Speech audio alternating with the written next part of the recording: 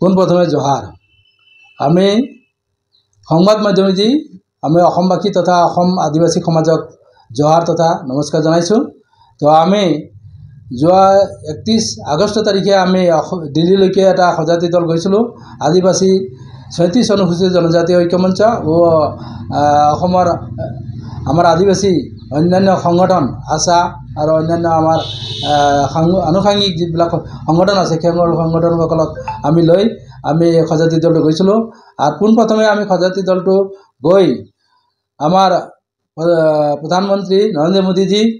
আৰু গৃহমন্ত্ৰী অমিত শ্বাহ ডাঙৰীয়াক আৰু আমাৰ জনজাতি পৰিক্ৰমা মন্ত্ৰী জুৱেল ওৰাং ডাঙৰীয়াক আৰু লগতে আমাৰ দুৰ্গা দাস উইংকি আমি সাক্ষাৎ কৰিছিলোঁ। সাক্ষাৎ কৰি আমি তেখেতক স্মাৰকপত্ৰ প্ৰদান কৰিছিলোঁ আৰু লগতে আমি তেখেতৰ লগত আলোচনাত সকলোৱে মিলিত হৈছিলোঁ যে জনজাতি সমস্যাটো কি কাৰণে ইমান পলম হৈছে। তো সেই সম্পৰ্কে তেখেতে আমি কিছুমান মত বিনিময় হ'ল আৰু লগতে আমি এই জনজাতি সম্পৰ্কত আমি ভাৰত চৰকাৰক এটাই অনুৰোধ জনাইছোঁ যে 2014 চনৰ পৰা তেখেতসকলে আমাৰ জনজাতি সমস্যাটো সমাধান কৰিবৰ কাৰণে প্ৰতিশ্ৰুতি কেৱল দি আছে আৰু প্ৰতিশ্ৰুতি কৰি দি আজি 10 বছৰ কাৰ্যকাল তেওঁলোকে সম্পন্ন কৰি আছে। তাৰপিছত আমাৰ অসম চৰকাৰেও আদিবাসী হিচাপে স্বীকৃতি প্ৰদান কৰিছে। অসম যিটো নেকি আদিবাসী শান্তি যিটো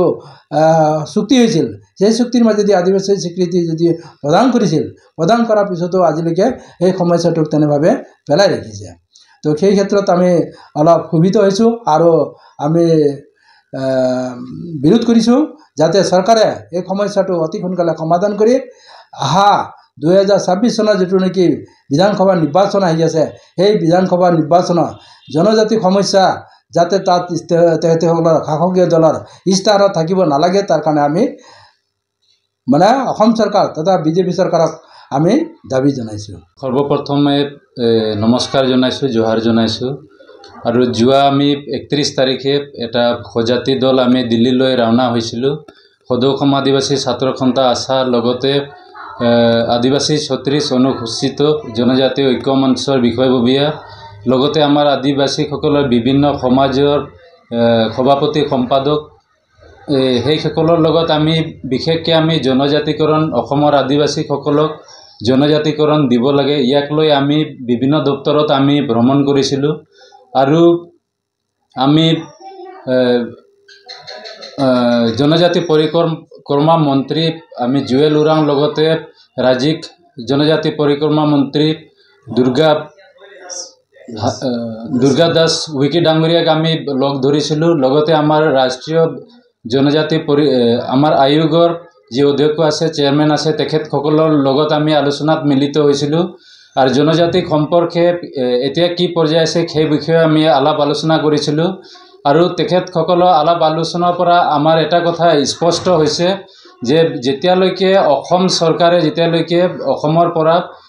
ৰিপৰ্ট বা প্ৰতিবেদন দিল্লীলৈকে প্ৰেৰণ নকৰে তেতিয়ালৈকে আমাৰ যি জনজাতিকৰণৰ যি সমস্যাটো সেই সমস্যাটো সেই একেদৰে স্থগিত হৈ থাকিব, হেং হৈ থাকিব। গতিকে আমি আজি আদিবাসী ছাত্ৰ সন্থাৰ লগতে আমি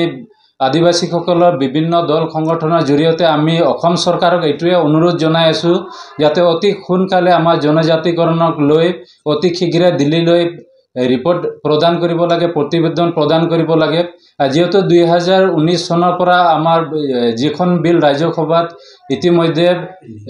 পেণ্ডিং হৈ আছে আৰু তাক লৈ আমি চিন্তিত আছোঁ যিহেতু আমি বহুত দিনৰ পৰা আমি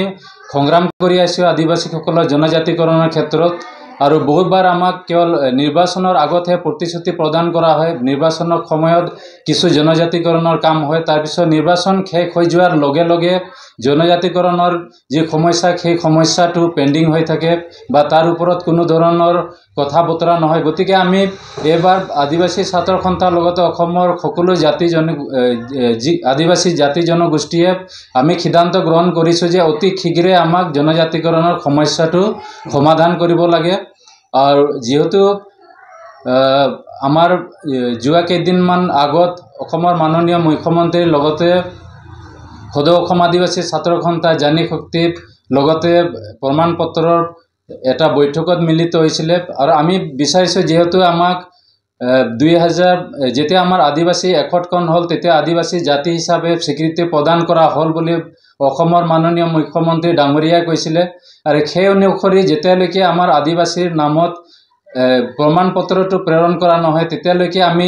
যে আদিবাসী হিচাপে অসমত আমি স্বীকৃতি পাইছোঁ সেই স্বীকৃতিটো প্ৰমাণ নহয় গতিকে অতি শীঘ্ৰে যদি আদিবাসী জাতি যদি অসমত স্বীকৃতি জাতি হিচাপে যদি প্ৰদান কৰা হৈছে গতিকে আমাৰ পৰিচয় পত্ৰসমূহ আদিবাসী হিচাপে দিবৰ কাৰণে আমি অনুৰোধ জনাই আছোঁ।